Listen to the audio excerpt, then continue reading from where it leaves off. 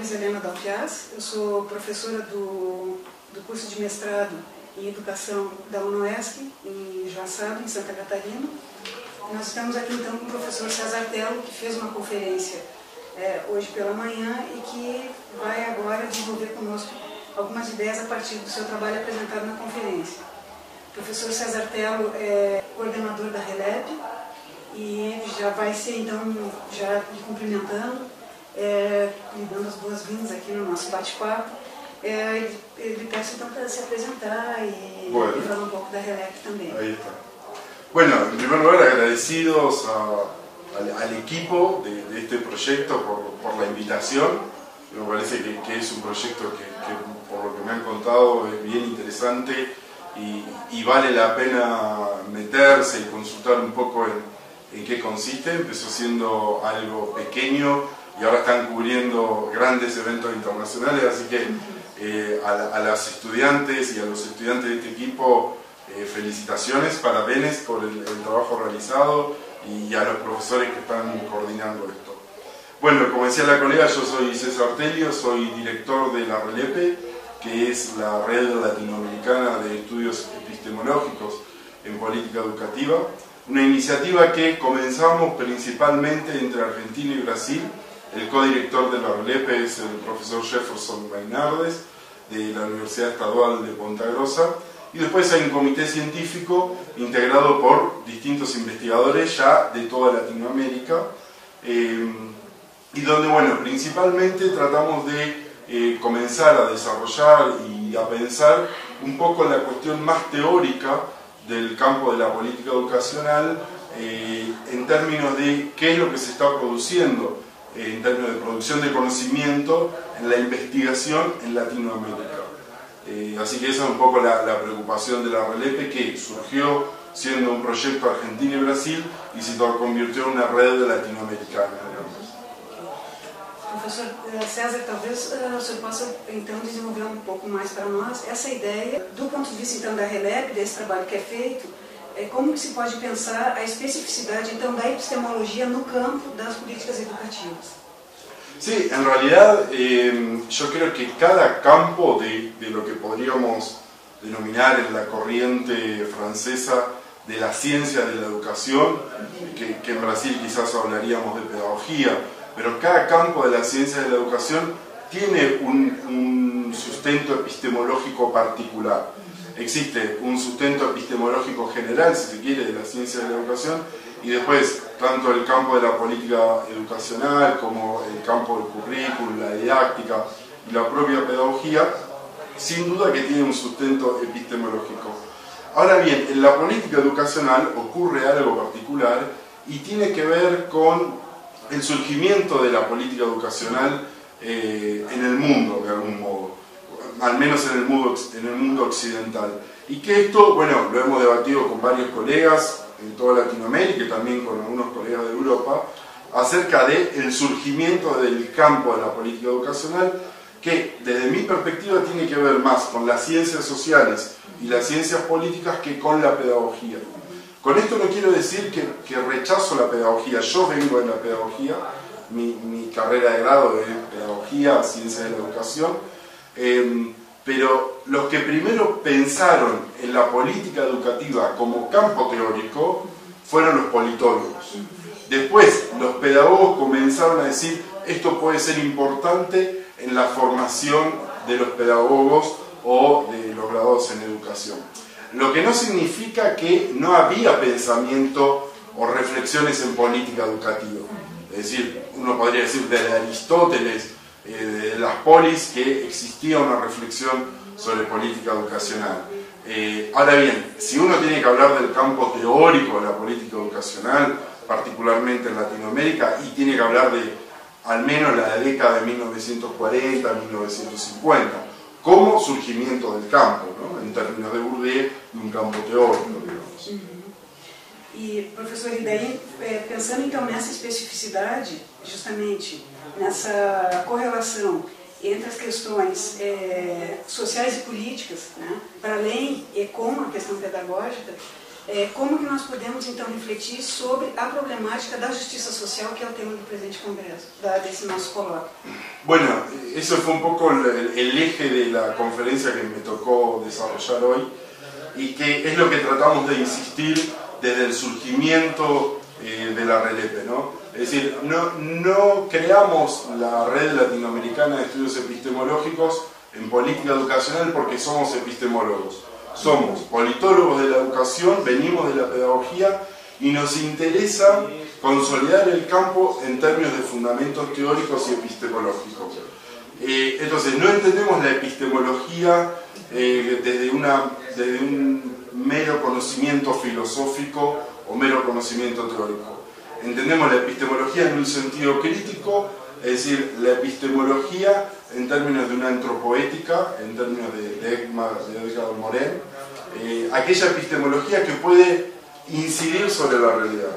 Entonces, para nosotros el principal rol del investigador es poder de algún modo comprender la realidad. Si no hay comprensión de la realidad, se pierde el rol que tiene el investigador. Entonces, el investigador puede comprender de diversos modos ese rol, y esos modos se acercan o se alejan de alguna manera a la justicia social. Yo puedo generar producciones de conocimiento, puedo generar investigaciones que en realidad legitiman un poder hegemónico dominante y que contribuyen al neoliberalismo, por ejemplo. Entonces, a veces algunos me dicen, bueno, no, pero la investigación y el investigador deben situarse en un lugar neutral. Bueno, la realidad es que ese lugar neutral no existe, porque somos personas y tenemos una construcción subjetiva. Entonces, es clave que el investigador pueda asumir un posicionamiento epistemológico en términos de no neutralidad y también indicar si quiere contribuir o no con su investigación al desarrollo de la justicia social, particularmente en Latinoamérica, ¿no? Que es lo que planteaba hoy en la conferencia. La justicia social no puede ser pensada en términos universales. Es decir, la justicia social es una construcción de las culturas. Digo, existe una química universal. La química es la misma aquí, en Francia, en Inglaterra. Sin embargo, la categoría de justicia social puede ser bien distinta aquí en Brasil, en Argentina, en Mozambique o en Francia. Digo, Inglaterra o la profesora con la que estábamos conversando hoy de Suecia, tienen algunas dificultades sociales y económicas, pero por ejemplo, no voy a hablar de otros países, aunque conozco la realidad latinoamericana, la realidad de Suecia es bien distinta a la realidad argentina. Digo, ellos tienen algunas personas que están sin trabajo y a las personas que están sin trabajo le dan un seguro de desempleo con el cual más o menos pueden vivir. Bueno, nosotros en Argentina tenemos personas con hambre. Entonces, esa es la epistemología que nos preocupa, la epistemología de la justicia social. Y obviamente que en Francia o en Suecia van a tener otras preocupaciones y ahí es donde la justicia social cambia. Y está bien porque, digo, en Suecia tienen que preocuparse por su entorno, pero digo, aquí la justicia social tiene que ver con cuestiones primarias como que nuestros niños y niñas, antes de ir a la escuela, estén alimentados. Se poderia então falar em termos de uma forma de uma epistemologia militante? Se poderia falar nisso? Sí, lo que pasa es que en Brasil es medio complicada la categoría de militante, porque a veces militante se la vincula a lo que los brasileños llaman xiita, es decir, una cuestión casi dogmática o una cuestión cerrada de yo me posiciono desde aquí. Y digo, en lo personal yo asumo un pluralismo epistemológico que tiene que ver con una mirada crítica. Entonces, el pluralismo creo que permite comprender la realidad y a la vez ser consciente de que hay cosas para la transformación. Porque, digo, si uno se convierte en militante o en xiita, la dificultad radica en que pierde posibilidad de mirada. Y ahí pierde un poco el rol de investigador. Que el rol muchas veces yo hablo con estudiantes que me toca dirigir o acompañar en los procesos de tesis y dicen, yo quiero hacer un proyecto de investigación para cambiar tal o cual cuestión. Es decir, bueno, hay que tener cuidado porque hay que distinguir entre un proyecto de investigación y un proyecto de superación de la realidad o de transformación. Porque a veces se quieren hacer las dos cosas juntas en un mismo proyecto y se termina haciendo un poco de mezcla, ¿no? Entonces, sin duda que Latinoamérica necesita proyectos de superación de la realidad, pero también en nuestro rol de investigadores necesitamos comprender la realidad, porque muchas veces no hay buenos proyectos de superación de la realidad porque no comprendemos la realidad. Entonces, el modo que tenemos nosotros de aportar a la transformación de la realidad latinoamericana en términos de investigadores es tratando de comprenderla. Y después que la comprendemos, o en simultáneo, ¿no? En la medida que la comprendemos, también se va armando un proyecto de superación o transformação dessa realidade. Professor, porque podemos pensar, a partir dessa reflexão, a gente reencontra, de uma certa forma, esse caminho que tradicionalmente se poderia pensar, por exemplo, de pesquisas, aí já estou indo mais para a questão metodológica, da epistemologia, quer dizer, da epistemologia traduzida, então, metodologicamente, né? Pensando nas questões, por exemplo, da pesquisação e dessas formas de pesquisa que justamente buscam um contato direto para a leitura da realidade. Então, a minha pergunta é se enquanto Releco, você mesmo, se pensam que num plano, então, de tradução metodológica, que caminho? A veces eso puede ser un poco engañoso en términos de proyecto porque uno dice, bueno, es un investigador que va a la escuela, a ver, debe ser interesante esos resultados de investigación. Y a veces un investigador que va a la escuela y es un mal investigador. Entonces, lo que necesitamos, más que si es el contacto con la realidad, el análisis de documentos o el análisis de leyes, son buenos investigadores que nos ayuden a comprender la realidad. Y sin duda que el contacto con la realidad de un buen investigador es importante en términos de resultados de investigación.